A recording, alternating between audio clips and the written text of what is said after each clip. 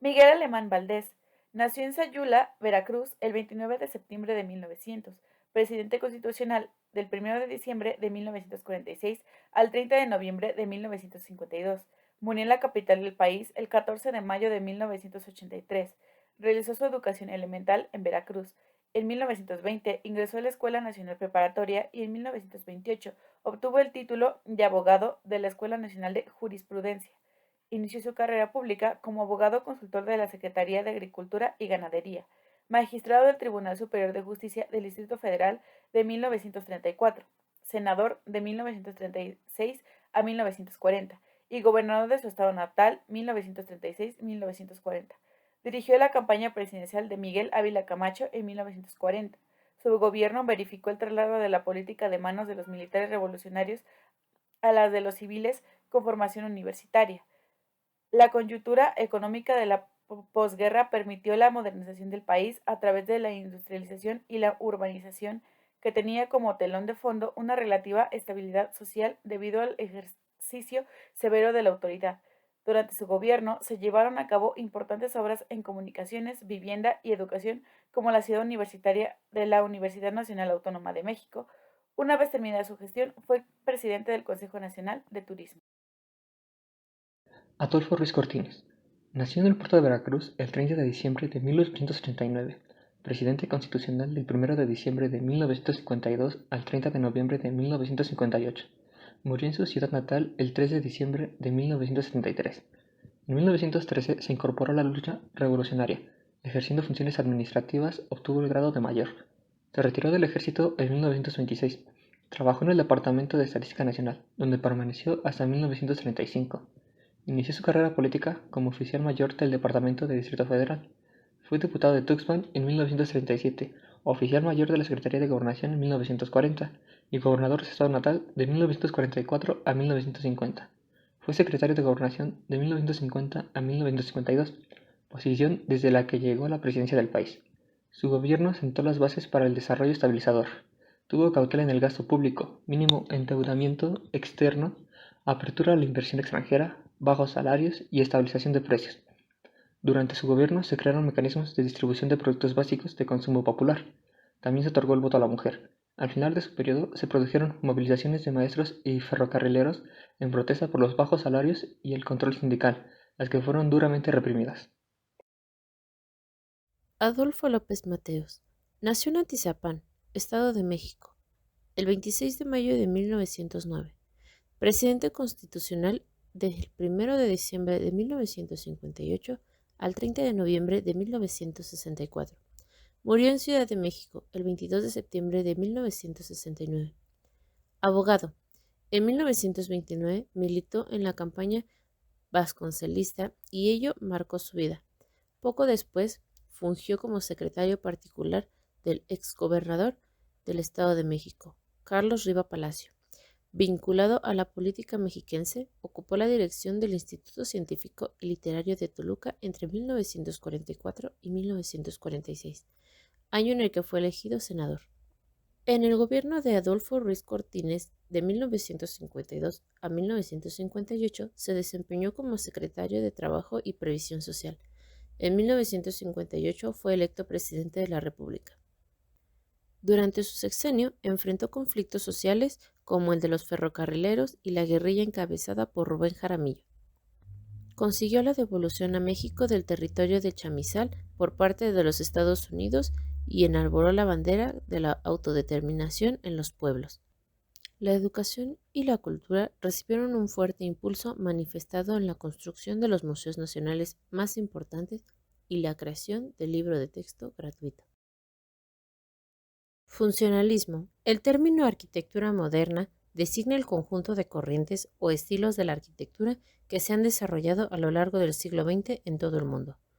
Fue una verdadera revolución en el campo de la arquitectura y el arte. Tuvo su germen en la escuela de la Bauhaus y su principal desarrollo en el movimiento moderno vinculado al Congreso Internacional de la Arquitectura Moderna de 1928 a 1959. no sin diferencias marcadas por las dos principales tendencias. Se caracterizó por la simplificación de las formas, la ausencia de ornamento y la renuncia consciente a las reglas de la composición clásica, que fue sustituida por una estética con referencia a distintas tendencias del denominado arte moderno, abstracto, en arquitectura, funcionalismo y racionalismo. El funcionalismo se basa en el principio de que el diseño de un edificio debe reflejar su propósito y función. Surgiendo de las secuelas de la Primera Guerra Mundial, el estilo está asociado con ideas de socialismo y humanismo moderno. A medida que el estilo se desarrolló durante la década de 1930, especialmente en Alemania, Polonia, la URSS y Países Bajos, la idea central de que la forma sigue a la función se infundió a la idea de utilizar a la arquitectura como un medio para crear físicamente una vida mejor para los ciudadanos. Creación de ciudad universitaria. El primer antecedente que se tiene registrado en torno a un proyecto de construcción de una ciudad universitaria data del año de 1928, donde unos alumnos de la Escuela Nacional de Arquitectura presentaron una propuesta al respecto como parte de su tesis.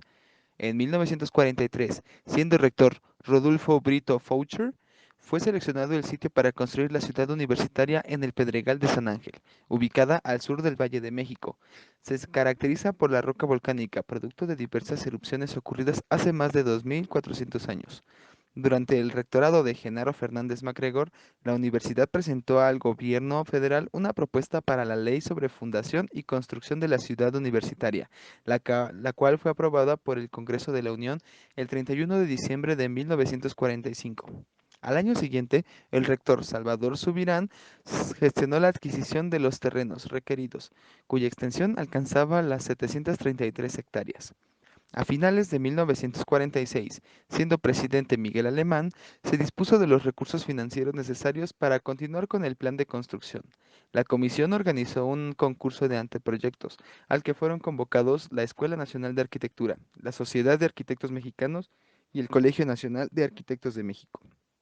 El interés generado particularmente en la Escuela Nacional de Arquitectura y en su director, el arquitecto Enrique del Moral, propició el desarrollo de un concurso interno para el desarrollo del anteproyecto basándose en el croquis de conjunto de los alumnos Teodoro González de León, Armando Franco y Enrique Molinar. Finalmente, se seleccionó el trabajo presentado por los arquitectos Mario Pani y Enrique del Moral para concursar en el certamen nacional. Las propuestas de la Escuela Nacional de Arquitectura, junto con las realizadas por la Sociedad de Arquitectos, fueron presentadas ante el jurado conformado por el representante del rector de la UNAM y los presidentes del Colegio Nacional de Arquitectos de México y de la Sociedad de Arquitectos Mexicanos, quienes dictaminaron a favor del proyecto de la escuela universitaria. Se designó a Pani y a Del Moral como los encargados de la dirección del proyecto final. En 1948 iniciaron las primeras obras de infraestructura, drenajes, túneles y puentes. Sin embargo, por diversos motivos, entre ellos la escasez de recursos económicos, las obras avanzaron lentamente. Gracias al interés expresado por el presidente de la República, que era Miguel Alemán, los esfuerzos fueron renovados. En marzo de 1950, el patronato creó el organismo denominado Ciudad Universitaria de México, dirigido también por Carlos Novoa. El 5 de junio de 1950 se colocó formalmente la primera piedra de la ciudad universitaria, a la cual sería del edificio de la Torre de Ciencias, en una ceremonia presidida por el rector Luis Garrido y el secretario de Gobernación, Adolfo Luis Cortines. La labor de todo el equipo, encabezado por el arquitecto Carlos Lazo, brilló por su ejemplar eficiencia, predominaron el uso óptimo de los recursos, el orden y una rapidez inusual que permitió que las obras concluyeran en menos de 3 años. En nuestro país nunca se había concentrado a tantos arquitectos e ingenieros, más de 60 proyectistas, 200 residentes, contratistas y supervisores y cerca de 10.000 obreros trabajaron en esta magna construcción. El proyecto fue dividido en varias zonas: escolar, habitaciones de estudiantes, práctica de deportes, estadio de exhibición y servicios comunes. Se determinó que el conjunto se proyectara para recibir a un máximo de 25.000 alumnos, ya que en ese entonces la UNAM contaba con menos de 15.000. Asimismo, se planteó la conveniencia de incluir un museo que fomentara el conocimiento de las artes y permitiera la propuesta de en exhibición de exposiciones temporales. Fue concebida para contener la mayor casa de estudios en toda la República Mexicana durante el gobierno del presidente Miguel Alemán. El plan maestro y las diferentes tipologías de edificios de Ciudad Universitaria exteriorizan características propias del movimiento moderno, asociadas con el carácter propio de México. Preliminarmente, se contemplaba seleccionar el campus universitario en las tres zonas principales, que era la escolar, subdividida a su vez en las secciones de humanidades, ciencias, ciencias biológicas y artes, construida alrededor de una explanada con jardines en la cual se ubicarían los edificios administrativos. La zona deportiva, donde estaría destinada a los campos deportivos de diversas disciplinas, y la zona del estadio universitario, actualmente llamado Estadio Olímpico Universitario. El 20 de noviembre de 1952 se efectuó la dedicación a la ciudad universitaria, ceremonia encabezada por el presidente Miguel Alemán, con la que se inauguró oficialmente la ciudad universitaria. La mudanza de las escuelas dio comienzo en 1953 y fue coordinada por el doctor Nabor Carrillo, quien había tomado posesión como rector en febrero de ese año. En marzo de 1954 dieron las actividades escolares. A más de 60 años de su creación, el campus central de la ciudad universitaria continúa siendo un ejemplo único de la arquitectura del siglo XX en México. En 1954, la planta física original construida era de 194.703 metros cuadrados. En la década de los 70 aumentó la planta física a un total de 373.099 metros cuadrados y para 2007 ya contaba con un total de 1.116.057 metros cuadrados. El esquema de urbanización del proyecto de ciudad universitaria consta en su mayor parte de habilitar un sistema vial de circuitos continuos, mostrando un carácter simple y orgánico que ayudaría a la vialidad de conjuntos universitarios. Aquí, los arquitectos establecen el concepto de las supermanzanas, dejando atrás las vías de comunicación de la época virreinal y exponiendo su gran influencia de las obras urbanistas de Le Corbusier, siguiendo un patrón de la arquitectura moderna. En los aspectos arquitectónicos del conjunto se abarcan las intenciones de ambos arquitectos. Por una parte, Del Moral expresó su estilo mediante su principal interés, la conjunción de la profunda expresión nacional y proponiendo la adaptación del entorno hacia las necesidades de los estudiantes. Del Moral creía firmemente en presentar una arquitectura mexicana única, dando un lugar importante a la integración plástica de los murales en el diseño de las fachadas, con la participación de David Alfaro Siqueiros. Mario Pani, por otro lado, mantuvo su estilo y personalidad influenciado en el estilo internacional y basado en los principios inflexibles del funcionalismo y en la búsqueda de los adelantos tecnológicos y de materiales. Pani consideró importante revestir los esqueletos de las estructuras con elementos sustentados en los factores climáticos, socioeconómicos y culturales del país. El ejemplo más distintivo, tanto por su localización como por su elevación, de todo el conjunto es la rectoría, construida en un estilo Le Corbusiano, enriquecido formalmente con una estructura de columnas y losas de concreto armado. La rectoría consta de estacionamiento subterráneo, planta baja con la sala de trámites escolares anexa, entresuelo y 12 niveles. La torre está limitada por un espejo de agua y unida por unas escaleras de piedra. Su configuración general es un prisma cuadrangular con fachadas de vidrio, contando con la intervención del muralista Siqueiros en la fachada principal. Por los lados norte y sur hay dos tableros con relieves dentro de un género de escultura y pintura. En el primero se rememoran los años clave de la vida en México, mientras que en el segundo, realizado en mosaicos de cristal, se representa a dos jóvenes que ascienden por una escalinata para dar sus conocimientos al pueblo. La biblioteca central presenta murales de mosaicos con figuras policromas. Estas las realizó el pintor y arquitecto Juan O'Gorman. En ellas se reflejan las etapas de la historia de México. Por su parte, el Auditorio de Ciencias posee un mural de Chávez Morado de mosaicos de cristal, con el tema La conquista de la energía. La Facultad de Ciencias muestra del mismo pintor el tema del regreso del Quetzalcóatl. La Facultad de Medicina tiene murales de Francisco Huygens con el tema de la cultura prehispánica y el mestizaje. El Estadio Olímpico Universitario tiene una capacidad para casi 69.000 espectadores. A lo largo de su historia ha sido un estadio multiusos, siendo, por ejemplo, la principal sede de los Juegos Olímpicos de 1968. Otros espacios destacados son la Torre 2 de Humanidades, con 56 metros de altura, obra de Mario Pani, el edificio A de Medicina, con mural de Francisco Epens, y el Auditorio Alfonso Caso, con murales de José Chávez Morado. En total, son alrededor de 110 murales que hay en la ciudad universitaria que representan la historia de México y de la universidad. El campus central de Ciudad Universitaria es mucho más que la máxima casa de estudios de México. También es un lugar que reúne importantes obras de urbanismo, paisajismo y bellas artes. Gracias a esto, ha sido merecedora de ser incluida en la lista de Patrimonio de la Humanidad por la UNESCO desde 2007. El diseño y realización de este hermoso conjunto, que reúne más de 50 edificios, corrió a cargo de arquitectos, ingenieros y profesores mexicanos que consiguieron dar vida a un centro unitario, singular y estético. Además, alberga magníficas obras de artistas como Juan O'Gorman, David Alfaro Siqueiros, Diego Rivera, José Chávez Morado, entre otros más. Actualmente es la Casa de los Pumas y fue considerado por el renombrado arquitecto Frank Lloyd Wright como el edificio más importante de América moderna.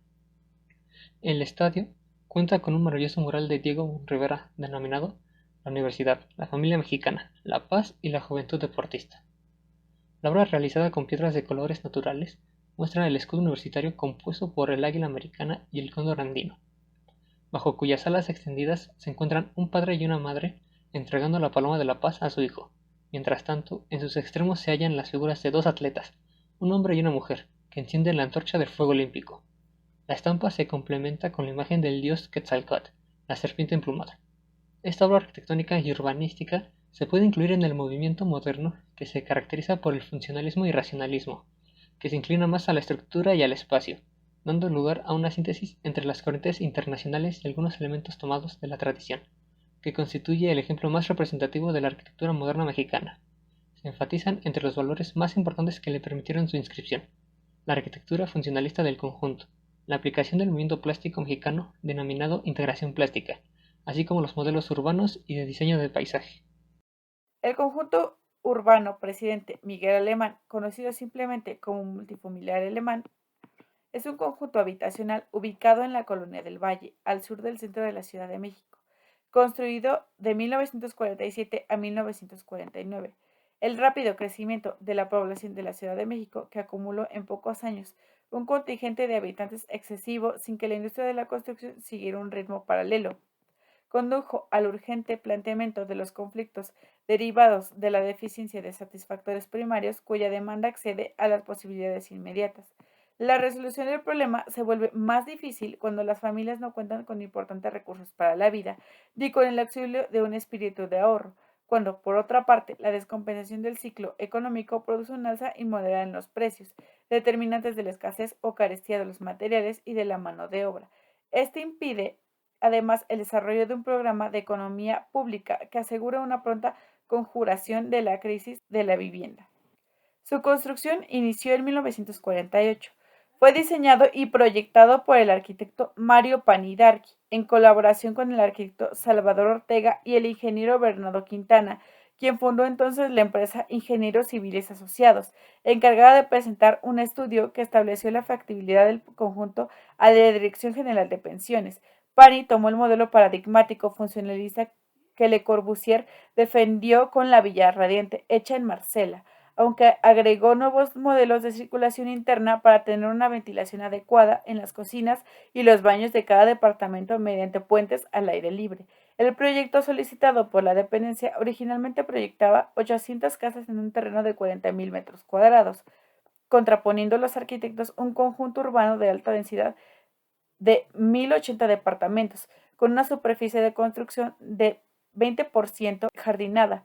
Tal propuesta innovadora y ecológica le valió numerosas críticas al proyecto, porque no era usual para esa época. La solución arquitectónica desarrollada en este conjunto comprendió de 9 edificios de 13 pisos y 6 edificios de 3 pisos. De los 9 edificios altos, 7 se hallan ligados en zigzag, correspondiéndoles las letras de la A a la G sucesivamente, siguiendo una de las diagonales del terreno. De los anteriores dejan libres y los dos restantes se encuentran paralelos a cada último edificio que componen el zigzag. A estos edificios les corresponden las letras H y J.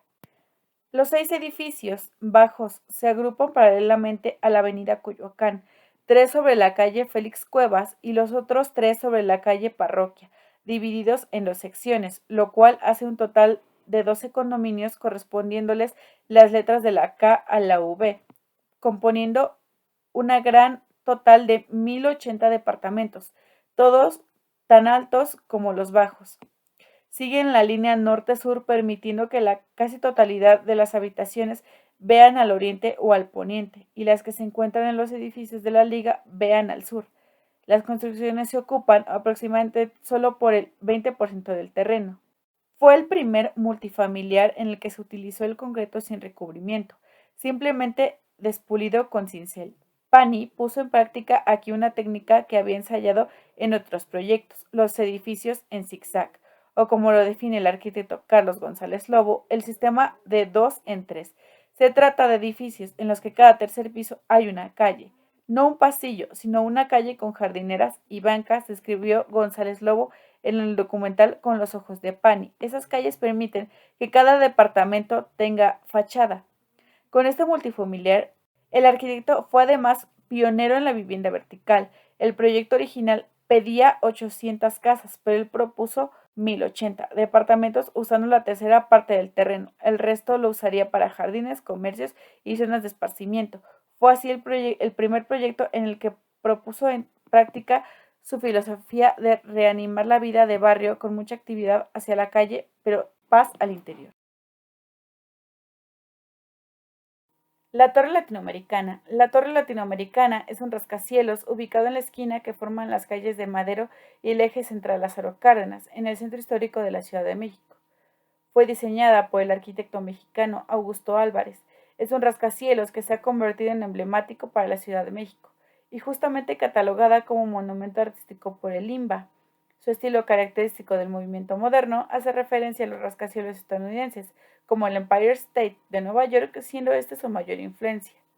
Su innovador sistema estructural y de cimentación, los cuales ayudaron sustancialmente al proyecto para alcanzar una altura de 182 metros y sus 44 pisos, así como su historia antes de ser construido en una de las zonas de alto riesgo sísmico, la han convertido en un ejemplo de innovación y todo un hito en la historia de la arquitectura e ingeniería mexicanas. La construcción de la torre se inició en febrero de 1948 y terminada para el 30 de abril del año de 1956, con una altura final de 182 metros. Se inauguró como el primer y más grande edificio en el mundo con fachada de vidrio y aluminio. Para lograr que la torre tuviera su altura oficial, se empleó un material muy ligero y resistente, el acero clasificado con la denominación 47, considerado como el más innovador en aquel momento. Otra de las aportaciones que atrajo consigo la construcción de la torre fue el uso de un acristalamiento doble en las fachadas, material aislante térmico y acústico. También fue muy importante el abastecimiento y drenaje de agua, ya que fue la primera vez que en México se implementó una instalación hidráulica con tubería de cobre. Este rascacielos cuenta con 43 pisos de oficinas y una antena desde donde se transmiten señales de radio y televisión. Asimismo, esta torre nos ofrece un mirador en los 3 últimos pisos en su estructura donde puede obtenerse excelentes vistas de la Ciudad de México. Actualmente funciona como centro de oficinas de diversas empresas y alberga un museo en el piso 38. Fue necesario hincar 361 pilotes especialmente diseñados hasta una profundidad de 33 metros para cimentar la torre. Se colocó una cimentación de concreto que permite al edificio literalmente flotar en el subsuelo, independientemente del soporte que le proporcionan los pilotes. Otro aspecto a destacar es el sistema de inyección de agua bajo la cimentación, el cual es capaz de provocar empujes diferenciales y así compensar esfuerzos que tienden a inclinar la estructura. Como la ciudad se hunde más que los edificios cimentados sobre la capa dura, se previó que en la losa de la planta baja un sistema para poder bajarla y así evitar un desnivel con la banqueta. Gracias a su construcción con estructura de acero y pilotes profundos que fueron necesarios dada la frecuencia de sismos de la Ciudad de México y la composición lodosa del suelo que hace complicada la construcción sobre este terreno, recibió el premio del Instituto Americano de la Construcción de Acero por ser el edificio más alto que jamás haya sido expuesto a una enorme fuerza sísmica. Edificio Miguel E. Abed. Es un edificio ubicado en eje central Lázaro Cárdenas número 13, en el centro histórico de la Ciudad de México. El edificio fue construido por el empresario mexicano-libanés Miguel E. Abed. En 1952 superó la Torre Anáhuac para convertirse por 4 años en el edificio más alto de México, hasta 1956, año en el que es concluida la construcción del edificio más alto de Iberoamérica para su época, la Torre Latinoamericana. Cuenta con una altura de 125 metros y se incluye a las antenas, hasta el último piso, la torre mide 109 metros y se compone de 29 pisos. En el año de 1947 se empezó a planear el proyecto estudiando la posible ingeniería sísmica que podía, en teoría, presentar el edificio ante un terremoto. Con estos parámetros se conoció la vulnerabilidad sísmica de la torre, brindándole una óptima protección antisísmica. Una vez concluidos los estudios en 1948, se inició la cimentación de la torre. En 1949 se procedió a la construcción de la estructura y en 1952 concluyó la construcción. Con una forma singular se distingue esta torre en el centro histórico de la ciudad, pues su estructura se compone de 3 cuerpos, los cuales son más angostos conforme son más altos, salvo en el lado norte de la torre, en que en una sola pared sin ventanas desde la planta baja hasta el piso 29. Dada la sismicidad de la Ciudad de México, el edificio fue equipado con aislamiento sísmico, el cual incluye 195 pilas de concreto y acero incrustadas en pozos de concreto armado, las cuales penetran a profundidad de 60 metros, superando el relleno pantanoso del antiguo lago de Texcoco. La estructura cuenta con soportes en forma de rombo que sirven para disipar la energía devastadora de un terremoto. Por estas 2 herramientas, la torre se ha mantenido de pie a pesar de los movimientos telúricos a los que ha sido sometido el edificio. Además del edificio, cuenta con 3 cuerpos en la estructura que le brindan una mayor estabilidad y un mejor soporte a la estructura de acero y concreto. El edificio Vacas es un edificio situado en el centro histórico de Puebla. Inició su construcción en 1948, siendo un referente de la ciudad en la época al convertirse en la edificación más alta hasta mediados de la década de los 80. Su dueño, Emilio Ramón Vacas, lo concibió para uso residencial de arrendamiento. Emilio encargó que el edificio tuviera los adelantos tecnológicos de la época, tales como un cubo de incineración, un estacionamiento subterráneo y un sistema de distribución de gas. A inicio de la década de los 90, conflictos internos en la familia Ramón provocaron que el edificio fuera desalojado y quedarse abandonado por años. Asimismo, el inmueble había recibido daños estructurales a causa de los sismos de 1957, 1985 y 1999, por lo que algunos muros del vestíbulo y del primer piso desarrollaron fisuras a causa de materiales deficientes.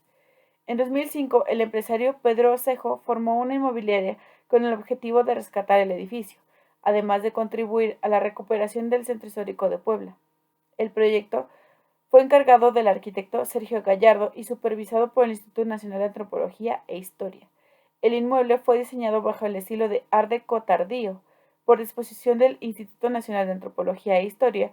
Durante la remodelación del edificio en 2005, los ornamentos de la azotea y las molduras en columnas en formas de cruz, rosetones, motivos de plafones y medios arcos en los departamentos fueron restaurados y reforzados.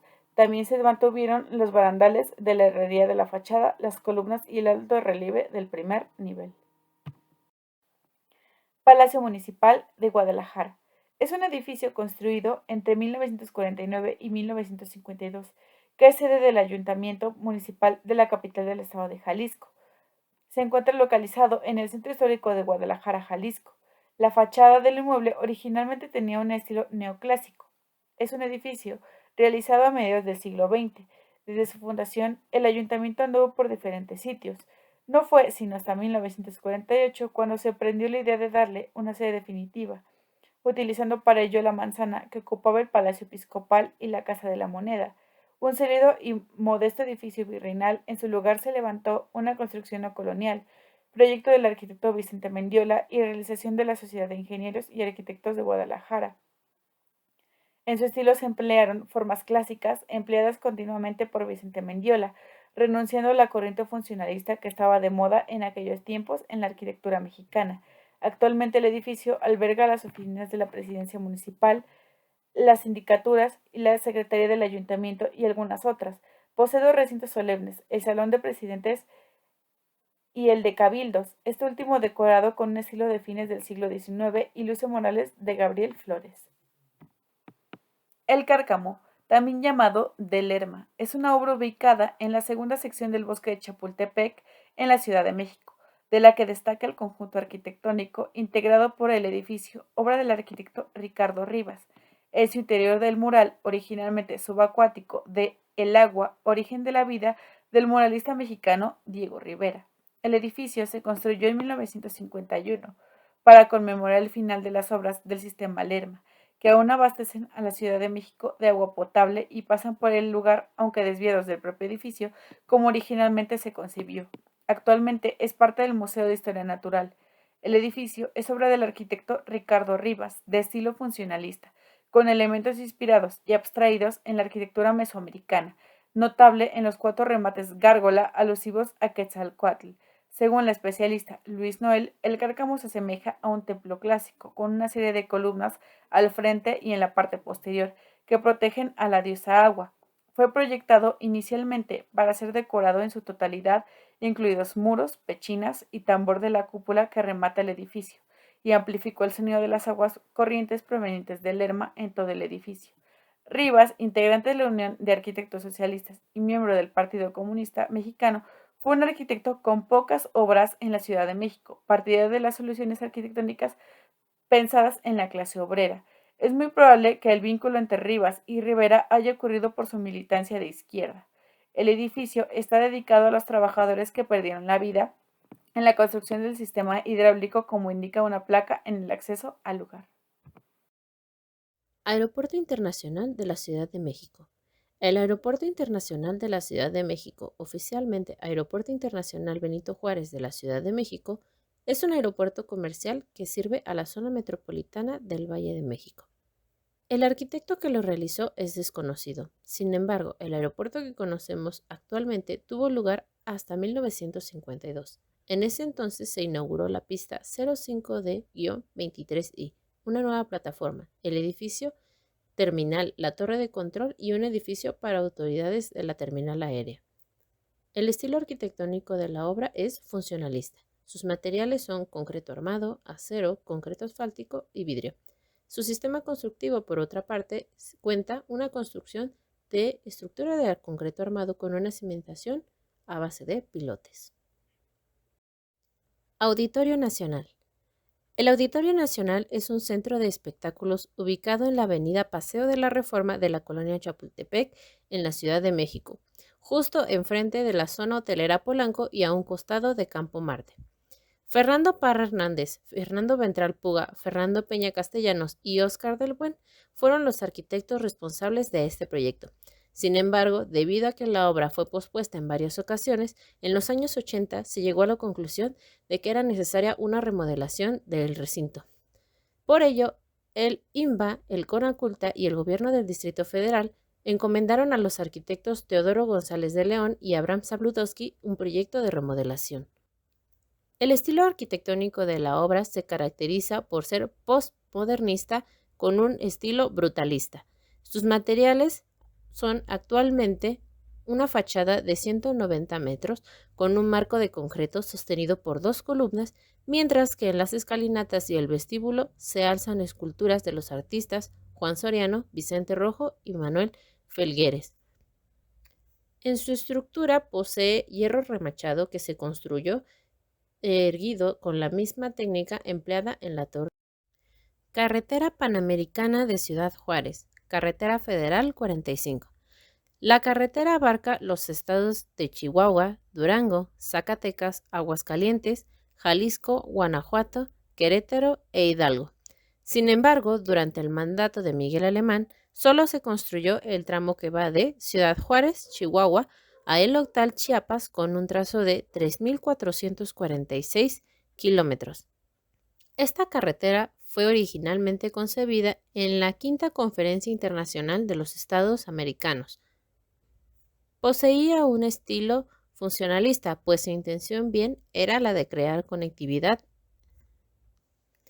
Creada con asfalto, concreto, acero, entre otras cosas, este conjunto de carreteras, conformada por rutas de larga data, abarcaba inicialmente desde Cuellón, Chile, o Ushuaia, la Tierra del Fuego en Argentina, hasta la bahía Prudhoe en Alaska, Estados Unidos, interrumpida en Darien, Boca de Cúpec, que reinicia en Lomas Aisladas de Colombia. Modernización de los ferrocarriles nacionales de México. Plan alemán de rehabilitación ferroviaria. Según Ferrocarriles, la modernización de los FMN se inició en 1944. La tecnológica tuvo como base la resolución de los desequilibrios entre el número de locomotoras y la capacidad de reparación de los talleres. El histórico de adquisiciones de locomotoras define un incremento en los ciclos que iniciaron en 1944. La flota se incrementó más de 1.400% de 1944 a 1952. Al final del periodo, el porcentaje fue menor que el primer intervalo, aunque fue de un significativo 180%. El arquitecto que lo realizó es desconocido y su estilo arquitectónico es de tipo funcionalista. Los materiales son rieles de acero, concreto e incluso mampostería. Las obras comprendieron la construcción de la estación de pasajeros, la adaptación de la antigua casa redonda de vapor a diésel, la modernización del antiguo taller de diésel número 1 y la construcción de los talleres de diésel números 2 y 3. Talleres auxiliares. Reparación de carros, escuela diésel, patio de almacenamiento de locomotoras y otras instalaciones auxiliares como pasos a desnivel para salvar vías de gran tráfico, vías de servicio. Caminos de circulación interna, campo de chatarra, lavadora automática, abastecimientos de agua, arena y combustible, subestaciones eléctricas y líneas de transmisión, ficheros, oficinas, puestos de socorros, planta desmineralizadora, pileta de enfriamiento, bodegas, casa de fuerza para aire y vapor, jardines, bardas, cafetería, portones de acceso y sistemas de vigilancia, además de alumbrado industrial ornamental. Los talleres de San Luis Potosí crecieron en una superficie cubierta de 11.900 metros cuadrados y por su magnitud, dotación de maquinaria y características de construcción podían responder a la reparación de una flota de 800 unidades. En algún punto de la historia fueron conocidos como los más modernos e incluso los mejor dotados de América Latina. Sistemas de riego del país. La CNC nació en una época en que por diversas vías el Estado mexicano trataba de impulsar la economía nacional, favoreciendo a las empresas privadas. En vista de la pobreza de hacienda pública, pese al aumento de la recaudación del impuesto sobre la renta, logrado de 1942 a 1944, parecía como que el Estado, en lugar de otorgar estímulos económicos como ocurría en otros países, no tuviera mejor opción que impulsar cambios legislativos. Este escenario se palpaba en la relación con el campo, una de las prioridades del nuevo gobierno del presidente Miguel Alemán. Este proyecto se llevó a cabo bajo la jurisdicción del ingeniero Abelardo Rodríguez Luis de León, y se trataba de la colonización de la propiedad rural, tanto nacional como privada. Por la fuerza de su lucha, hasta la fecha se distribuyeron más de 100 millones de hectáreas a partir de este proyecto. Adolfo Ruiz Cortines. Museo del Eco. El Museo Experimental del Eco fue diseñado por el escultor arquitecto Matías Goeritz. Es considerado como una obra arquitectónica importante de la arquitectura moderna mexicana. Fue ideado como una conjunción de volúmenes sencillos, desarrollados dentro de los conceptos contrastantes de claros oscuros, masividad vacío, horizontalidad verticalidad. Sin embargo, la presencia de esta obra, construida entre 1952 y 1953, se integra perfectamente al entorno urbano. El Eco está construido en un predio de la calle Sullivan en la colonia San Rafael, Ciudad de México, con una dimensión de 530 metros cuadrados. El plano del Eco fue un pictograma elaborado por Goeritz en 1952, durante una estancia en Fortín de las Flores. Mencionó Goeritz que hizo unos bocetos para un museo imaginario o experimental. Este pictograma fue el punto de partida para concretar arquitectónicamente el museo. Goeritz, como un nuevo prehistórico, según su manifiesto de la Escuela de Altamira, nos muestra que idea y materia están unidas. En este espacio predominan los macizos sobre los vanos. Los muros ciegos, siendo el principal elemento, fuerzan la perspectiva e inducen el sentido direccional en el espacio. El resultado estuvo pensado para que la iluminación no afectara al espacio interior. La puerta de entrada es de forma cuadrada, de color negro. Aparece intermitente, formada con la monumentalidad del metal. Se puede decir que es una prefiguración del muro, también de color negro, que se encuentra al final del pasillo. Ambos elementos son esculturales. Junto a la puerta hay una inscripción de hierro sobrepuesta al muro de la fachada, el Eco. Aparece como el título de un poema plástico arquitectónico que inaugura el recorrido hacia el interior del edificio. Cruzando la puerta de la entrada se encuentra un pasillo largo delimitado por dos paredes altas que se van cerrando angularmente hacia el fondo del edificio y se hace más angosto conforme el recorrido. La delimitación de las paredes altas y la forma progresivamente angosta del pasillo sugieren un recorrido misterioso o místico. El recorrido por el pasillo genera en el cuerpo una sensación de contracción y se experimenta una unidad entre cuerpo y arquitectura provocada por el espacio. Matthias Goeritz busca crear experimentalmente nuevas emociones psíquicas al hombre por medio del espacio arquitectónico, el cual es concebido como elemento configurativo y estructural de lo arquitectónico. El salón de exposiciones de El Eco abarca un espacio transversal al pasillo, al bar y al patio del museo. Es el punto donde convergen los recorridos espaciales del edificio. El pasillo de la entrada, la estancia del bar y la luz del patio del museo es un punto de encuentro. Originalmente se encontraban los Judas, mural creado por Alfonso Soto Soria, basado en unos dibujos que hizo Henry Moore de los Judas de la colección de Diego Rivera, que fueron proyectados y trazados en el muro más grande del salón principal. El bar se encuentra detrás del muro que delimita el pasillo por el lado derecho. En la pared ubicada frente a la barra del bar, el artista Carlos Mérida hizo un mural escultórico usando formas geométricas triangulares, evocando la angulosidad del mismo espacio del bar y del edificio en general. La obra de Mérida es un mural escultórico porque, en palabras de Goeritz, una parte del cual está en la hoja de una puerta, lo que representa una novedad como concepto de integración plástica. En el muro de la barra del bar había una colección de grabados originales de Orozco, Picasso, Chagall, Hegel, Ferrand, Klee y Arp.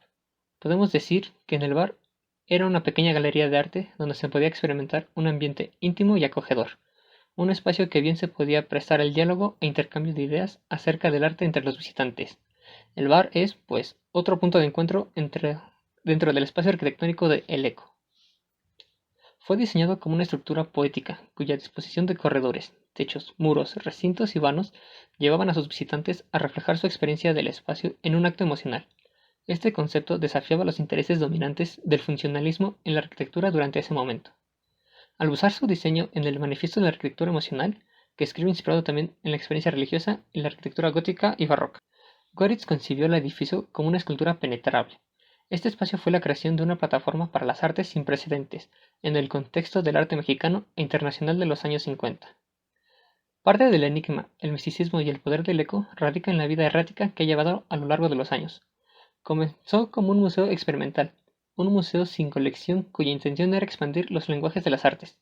Después fue un restaurante, club nocturno, teatro y lugar de encuentro para actividades políticas. Todos estos roles alteraron dramáticamente su estructura arquitectónica durante los 50 y los años que vinieron después de la muerte de Daniel Montt en 1953. Torre de Banobras o Torre Insignia. En la década de los 50, el crecimiento y desarrollo de la Ciudad de México explotó de manera exponencial. La zona centro de la metrópoli, en esencial Tlatelolco, tuvo una demanda significativa cuando de predios se trataba. El precio de los terrenos incrementó, por lo que las construcciones en vertical comenzaron a ser la opción más idónea de los proyectos de carácter arquitectónico en la época. Tal fue el caso de la Torre de Banobras, llamada originalmente Torre Insignia. La planeación de dicha edificación comenzó en 1957, pero las construcciones comenzaron hasta el 58. No fue hasta 1962 que la construcción de la torre concluyó y vio su inauguración. Una de las características que más suenan de Tlatelolco es que se trata de una zona sísmica, y esto presentaba un reto para las construcciones de la época. Por este motivo, la torre de Banobras destacó por contar con lo último en tecnología y amortiguadores sísmicos. Se convirtió en uno de los primeros edificios del país en utilizar asombrosas técnicas para soporte. El arquitecto responsable de la obra fue Mario Pani, promotor del funcionalismo en todos sus proyectos. La Torre de Banobras es un prisma triangular que fungió como la sede de las oficinas administrativas de la unidad habitacional Nonalco-Tlatelolco. Era el segundo edificio más alto del país, después de la Torre Latinoamericana. Contaba con más apartamentos, comercios en la planta baja y oficinas de los servicios públicos. Hasta 2007, la torre fue adquirida por Banobras y funcionaba bajo el nombre de Corporativo Tlatelolco. La torre tiene una altura de 127 metros, con 25 oficinas y un carrillón en la cima de 26 toneladas. Tiene una forma de prisma triangular y se construyó sobre una base de concreto armado. Sus fachadas principales están casi totalmente cubiertas por un muro cortina de vidrio, mientras que las fachadas laterales fueron cubiertas con mosaico, logrando integración plástica, mediante el aporte del pintor Carlos Mérida y su mural abstracto aplicado en la parte superior del edificio. Ubicado en la zona del conjunto Nonualco-Tlatelolco, en un inicio albergó las oficinas administrativas, además del corporativo, del Banco Nacional de Obras. En su punto más alto se distingue un carrillón de 26 toneladas de peso, obsequio del gobierno de Bélgica. Fue remodelado en 2011 por la empresa Chosman & Wakefield, inmobiliaria que lo adquirió en una subasta pública. Los vidrios fueron cambiados y la fachada tomó un aspecto más moderno. Se repararon otros elementos y se ampliaron cosas como el estacionamiento. Actualmente la ocupa la Secretaría de Educación Pública y algunas oficinas de la Universidad Nacional Abierta a Distancia. Condominio Insurgentes 300. Se ubica en la colonia Roma de la Ciudad de México. En el año 1958 fue inaugurado, según la ficha de control de uso y ocupación de muebles. El condominio Insurgentes estuvo originalmente destinado solo a comercio de la planta baja, oficinas de los pisos 1 a 16, azotea y helipuerto para el piso 17, así como estacionamiento para los sótanos 1 y 2. A partir de su apertura, el edificio se convirtió en un emblema citadino. Fue el primero en la avenida Insurgentes en alcanzar una altura de 57 metros y en poseer elevadores en esa zona de la ciudad. En su apertura, su función no fue habitacional, como su nombre sugiere, sino que funcionó como despachos. En sus 420 oficinas se podía encontrar a los mejores abogados del país. La popularidad del inmueble fue creciendo conforme transcurrían los años. En la década de los 70, en una de las fachadas del edificio se colocó un enorme anuncio luminoso que anunciaba México calza Canadá. Este hecho llevó a que la gente lo conociera como el edificio de la Canadá. Los enormes letras permanecieron en el condominio Insurgentes hasta el año 2006, fecha en que fueron desmanteladas y desechadas. Ante tal suceso, el fotógrafo argentino y artista plástico Ramiro Chávez rescató las 6 letras y montó una exposición en el Museo Carrillo Gil denominada Proyecto Canadá. El condominio Insurgentes ha sido un mutuo testigo de múltiples acontecimientos que lo han rodeado. Soportó el sismo de 1957, pero el terremoto del 85 le provocó varios daños en su estructura, lo que llevó a que el edificio fuera deshabitado en su mayoría. Después del 85, el condominio se inclinó 10 grados y comenzó a mostrar un aspecto desolado y deplorable. Sus fachadas descarpladas se tornaron grises, varios cristales se apreciaban rotos y una gran cantidad de cables por los pisos del inmueble. Se ha incendiado un par de veces y según leyendas urbanas se dice que es escenario de fantasmas. Condominio Insurgentes es un edificio de arquitectura internacional, aplicado en fachada simétrica, cubiertas planas, muros con cortinas de vidrio, superficies con pared lisa, ausencia de detalles decorativos y uso simple del color. Época de oro en que la arquitectura tomó de la mano al diseño. Se trata de un cuerpo donde predomina el macizo. La planta alta es generada siguiendo la forma de la cuadra, similar a un triángulo escaleno asimétrico del que se levanta en altura de 3 niveles, y sobre este se desarrolla una estructura en forma de V, denominada ala norte y ala sur, extendiendo un cuerpo articulador que es también el remate ubicado al este, con forma rectangular y biseles en los 4 vértices con altura de 17 niveles. Al extremo norte, pero separado del ala norte, se ubica un elemento independiente de un nivel y planta triangular que hace par con la jardinera del ala sur, y que juntos imprimen en la planta una configuración simétrica. La configuración es de carácter monumental brutalista, digno exponente del periodo de transición del Art Deco al International Style. Su diseño se atribuye al arquitecto Pani. El condominio se construyó con concreto reforzado, vidrio acabado aparente y ladrillo en el cuerpo articulador. Museo Anahuacalli. El Museo Anahuacalli es el legado de Diego Rivera, un espacio que resguarda su apabullante colección, más de 50.000 piezas prehispánicas que habitan una maravillosa casona, también de tintes prehispánicos, diseñada personalmente por el muralista. La expresión artística de Diego Rivera también se proyectó a través de la arquitectura, al diseñar el Museo Anahuacalli con la motivación de dejar su legado al pueblo mexicano. Se encuentra localizado en la delegación de Coyoacán, al sur de la Ciudad de México. Tomando las características predominantes de la arquitectura teotihuacana y mexica, Rivera desarrolló este diseño inspirado en el concepto de Teocalli, cuyo significado es casa de los dioses. Se construyó con piedra volcánica del mismo terreno, proveniente de la erupción del Citle, y elementos arquitectónicos indígenas. De esta forma está presente la herencia natural prehispánica, origen de cada corriente cultural de la zona. El museo tiene una estructura tipo caja maciza, ligeramente deformada con taludes, que combina elementos teotihuacanos y mayas, junto a otros componentes contemporáneos. Tanto el uso de piedra volcánica como el tratamiento exterior y el diseño interior evocan algunos espacios en los templos de Teotihuacán. Sin embargo, es un edificio moderno con una importante manifestación de identidad local. Para lograr este equilibrio en lo prehispánico y lo moderno, Rivera contó con la asesoría del arquitecto norteamericano Frank Lloyd Wright, de quien tomó referencias acerca de la integración entre naturaleza y arquitectura. A la muerte de Diego Rivera, el Anahuacalli aún estaba en construcción y fue terminado en 1963 por su hija, Ruth Rivera, y por el arquitecto Juan O'Gorman, con el apoyo económico de Dolores Olmedo. Torres de satélite. En el marco del ambicioso proyecto de la ciudad satélite encomendado al arquitecto Mario Pani en Ciudad de México a mediados del siglo XX, Luis Barragán recibe de Pani en 1958 el encargo de realizar una fuente que sirviera de motivo distintivo de la entrada por la principal vía de acceso a la urbanización. Para eso, este renombrado arquitecto mexicano proyectó junto al escultor Matías Goritz 5 torres de concreto, de planta triangular y diferentes colores y alturas, la más alta de 52 metros, con un carácter totalmente escultórico y la función primordial de que se pudieran destacar aún contemplados desde lo lejos y en movimiento. Las 5 torres nacen verticalmente sobre una plaza ligeramente inclinada, prolongándose hacia lo alto a medida que el espectador se acerca. De esta manera se acentúa su verticalidad como agujas que se recortan en el cielo, pero con el contraste de su estriado horizontal, que además de una textura le confieren cierta cualidad de fuerza en su percepción. De este modo, en los primeros días de marzo del 58, las torres de satélite se inauguraron como símbolo de la naciente ciudad satélite, bajo el gobierno de Adolfo Ruiz Cortines. La obra es encarada como un experimento, una conjunción inseparable entre arquitectura y escultura. Barragán y Goritz trabajaban en un proyecto conceptual con unos enormes volúmenes ciegos, un ejercicio estético del paisaje contemplado en movimiento desde la carretera.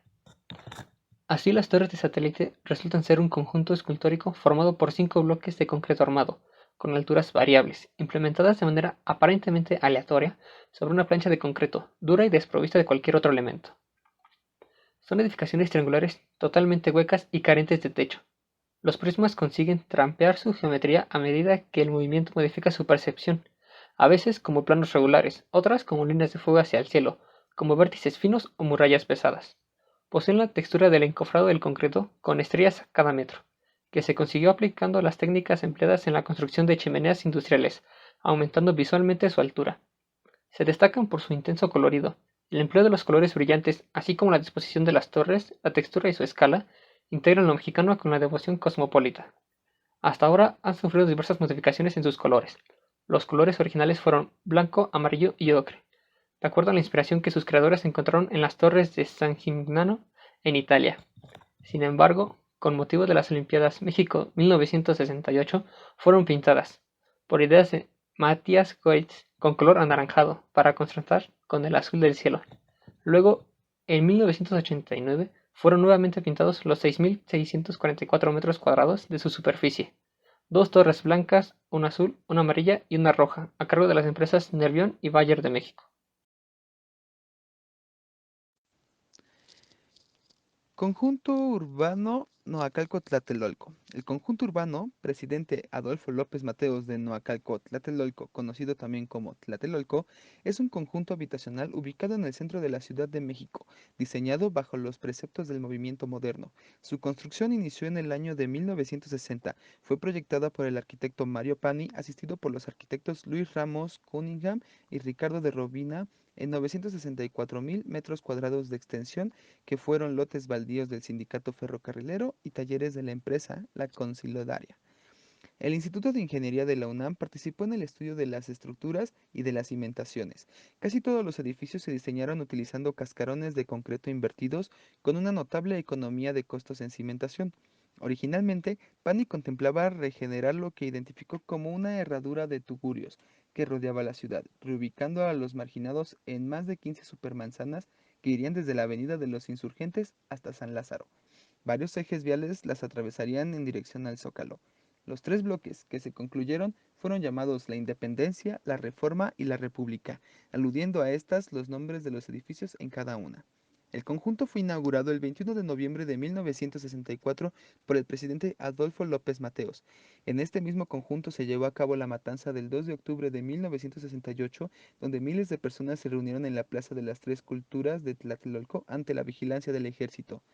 Los miembros del Batallón Olimpia, cuyos integrantes iban vestidos de civiles con un pañuelo o guante blanco, se infiltraron en la manifestación hasta llegar al edificio Chihuahua, donde se encontraban los oradores del movimiento y varios periodistas. Cerca de las 6 de la tarde, casi finalizando el evento, un helicóptero sobrevoló la plaza del cual se dispararon bengalas, presumiblemente como señal para que los francotiradores del Batallón Olimpia abrieran fuego en contra de los manifestantes y militares que resguardaban el lugar, para hacerles creer a estos últimos que los estudiantes eran los agresores.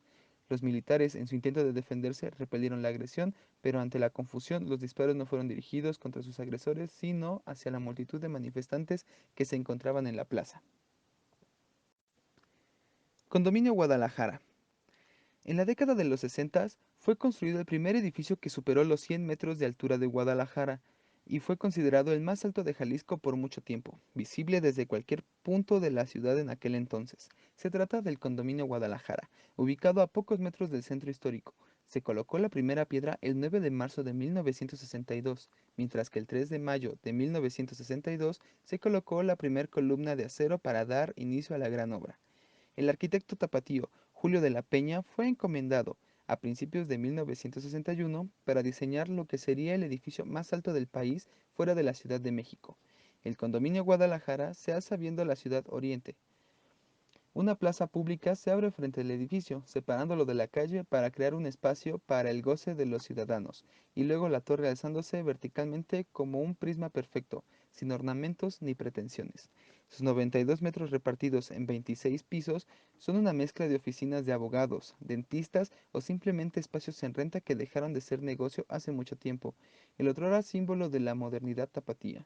El ícono de la fuerza económica de Guadalajara hoy es un monumento a la movilización social y económica hacia el poniente y el abandono del centro de la ciudad. La Feria de Chapultepec. La Feria de Chapultepec, uno de los sitios más emblemáticos de la ciudad, se inauguró el 24 de octubre de 1964 como un proyecto que desarrolló el gobierno del entonces Distrito Federal bajo la presidencia de Adolfo López Mateos. Fue uno de los primeros parques de diversiones en México y abrió sus puertas bajo el nombre de Juegos Mecánicos de Chapultepec. Su apertura fue todo un suceso ya que la ciudad claramente no era lo que es hoy en día, y en la década de los 60 ver la inauguración de un parque con estas características y situados en el corazón de Chapultepec era una de las zonas más importantes de la ciudad. Generó gran alboroto para los habitantes de la capital. La feria debutó con un total de 14 atracciones, siendo la más famosa la montaña rusa, que era la más grande de toda Latinoamérica hasta ese momento, con más de 100 pies de altura y sin duda la atracción que le ha dado vida a ese parque durante sus 52 años de servicio. Aurel Batzin fue el responsable de su construcción, que tardó 6 meses en completarse. Se hizo totalmente de madera y tuvo un costo de 12 millones de pesos. Fue proyectada con 35 metros de alto y 1200 metros de vías para alcanzar 110 kilómetros por hora de velocidad de bajada y 70 por hora en planicie. Museo Nacional de Antropología. Enclavado en el corazón del bosque de Chapultepec, el Museo Nacional de Antropología se edificó sobre una superficie de 70.000 metros cuadrados. En la planeación, su ubicación estratégica fomentaría una nutrida afluencia y tendría afinidad con el entorno natural. Su diseño materializó el respeto a la tradición de los pueblos prehispánicos, al tiempo que conservó sus valores y constantes culturales. Los aplicó con soluciones nuevas y armonía con materiales, técnicas y necesidades contemporáneas. De igual modo, resultó vital la integración de un programa de obras plásticas de numerosos pintores y escultores mexicanos que habría de otorgarle al museo su peculiaridad personal. El proyecto estuvo dirigido por el arquitecto Pedro Ramírez Vázquez en contribución con Jorge Campuzano y Rafael Mijares, cuya oficina centralizó la toma de decisiones, siempre bajo la asesoría del Consejo Ejecutivo. Desde ahí se coordinaron y auspiciaron las exploraciones arqueológicas y etnográficas. Se organizó el transporte de grandes piezas desde diversas regiones del país y se supervisó el traslado de todo el acervo y las instalaciones museográficas del antiguo museo de la calle de Moneda. Al mismo tiempo, se construyó el inmueble, una proeza lograda en solo 19 meses, entre febrero de 1963 y septiembre de 1964. La forma básica del recinto es un rectángulo fraccionado en espacios que posibilitan funciones y sensaciones diversas al compartir la misma materia prima, mármol, aluminio y cristal. Su manejo se rigió bajo el concepto de arquitectura de servicio, por medio de la comprensión de las necesidades del usuario visitante y el usuario protagonista. Se determinó necesario un juego armónico entre las áreas abiertas en salas y patios, el manejo de la luz, las dimensiones y el material de los muros. Con base en ello, la organización básica del inmueble se dividió en diferentes elementos arquitectónicos, tales como la plaza de acceso y fachada, el patio central y el paraguas.